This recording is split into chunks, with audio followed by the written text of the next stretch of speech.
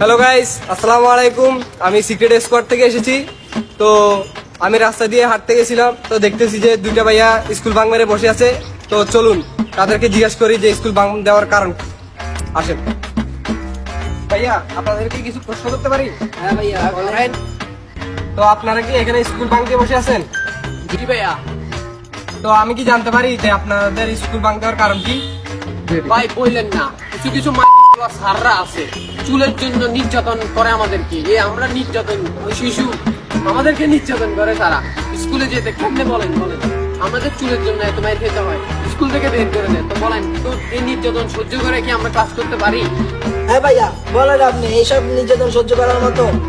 চালারা চুলের লাই বাইরে করে দেয়, এত নির্যাতন কে সহ্য করবে? আপনি আমার জায়গায় থাকলে আপনি কি ক্লাস করতেন?